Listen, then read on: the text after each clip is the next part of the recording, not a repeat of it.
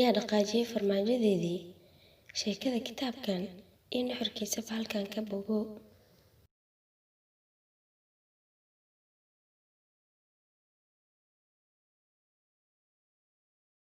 Kitaabka nuxurkiisa wuxuu ka hadlaa fikradda la dhaho isbeddelka, muhiimadeeda, iyo siday tahay inaan ula jaanqaadno isbeddel walba nagu soo food leh amaba nagu dhacay. Kitaabka waxaa qoray Dr. Spencer Johnson sanadii 1998. Dad badan markay kitaabka akhriyeen wuxuu noqday kheyr qabo cirka ka soo dhacay oo aad ugu faa'iideen. Kitaabka oo dhan waa sheeko, laakiin sheeko ma tahay. Sheeko waxaa jiri jiray 4 noole oo hal meel ku wada noolaa. 2 dooli, mid waxaa la dhahaa Sniff, kan kalena Scotty, iyo 2 qof, Hem iyo Haw.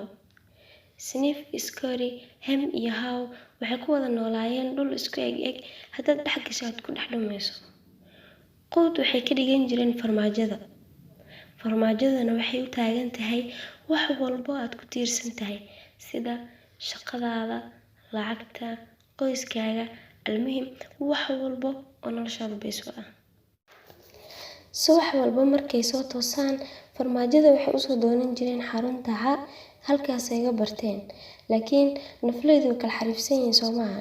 Sniff iyo Scotty subaxii alisay soo dhalman jireen. Markay tagaan xarunta Ca, quraacdooda ay cunaan, waxay xisaabin jireen isbeddelada ku imaada xarunta iyo inta xabo farmaajo hartay. Laakiin Hem iyo Haw tartiibtooda ay usoo bixi jireen. Waxay isku haleynayaan farmaajada xarunta inay weligeed meesha joogi doonto. Maalin maalmaha ka mid ah, Sniff iyo Scotty markay imaadeen meeshii, maxaa ii dhibatay? Way ka waayeen farmaajadii, maysan u joojinin, isla markiiba farmaajo kale inay raadiyaan ay bilaabeen.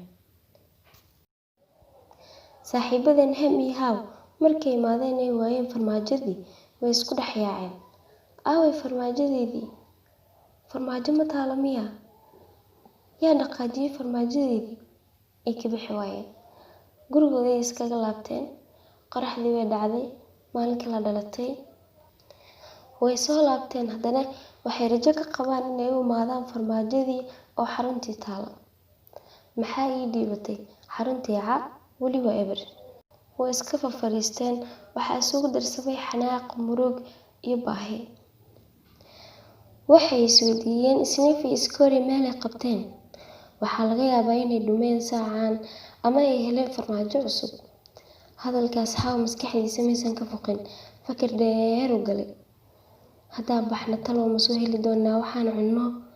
Haddaan heli weyno oo baahidu nagu sii badato ka waran? Su'aalo fara badan oo isweydiiyey. Ugu dambeyn saaxiibkiis wuxuu ku dhahay, nakeen aan wax raadsanay. Hem wuu ka diiday. Wuxuu ku dhahay, niyow aniga halkaan aan la qabsaday, waana jeclahay. Tan kale banaanka haddaan u baxno waa cabsi, inaan dhunnana macquul waay. Ninkii farmaajadeedii badneed qaatay, asagaa soo celin doonee, aan iska joogno.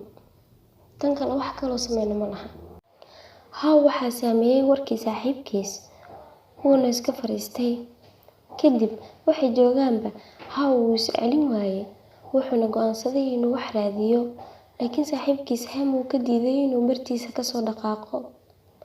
Haw wuu soo baxay, laakiin intuusan soo bixin ka hor wuxuu darbiga ugu qoray saaxiibkiis, haddaadan isbeddelin waxaa suurtagal ah inaad dhammaato.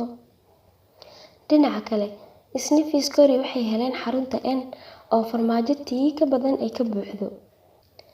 Haw markuu meel dhexe soo marayo wuu cabsaday, cidlo dareemay, laakiin tartiibtiisa oo la qabsaday.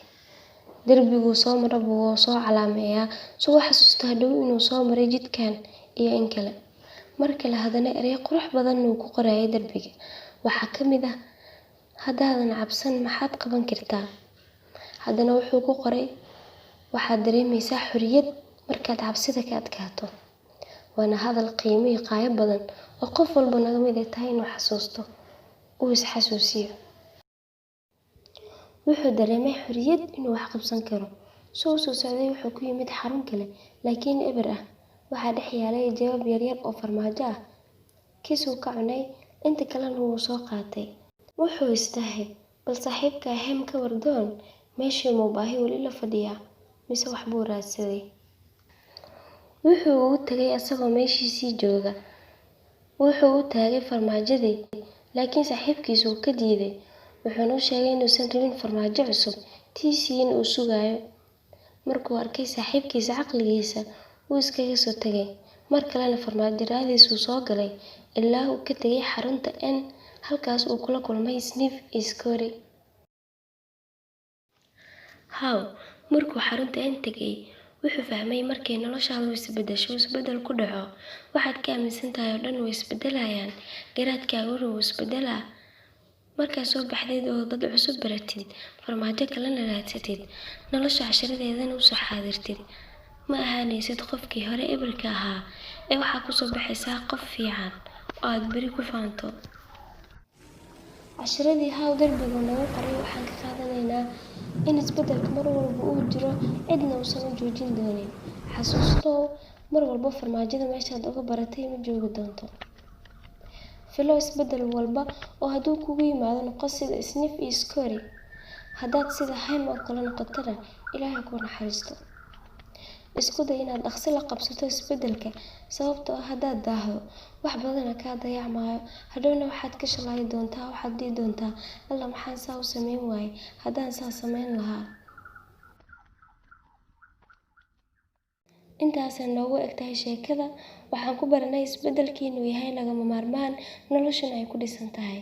Waxaan rajeynayaa inaad ka wada bogateen. Ha hilmaamin like-ta iyo subscribe-ka. Kulanti dambe oo xiiso leh.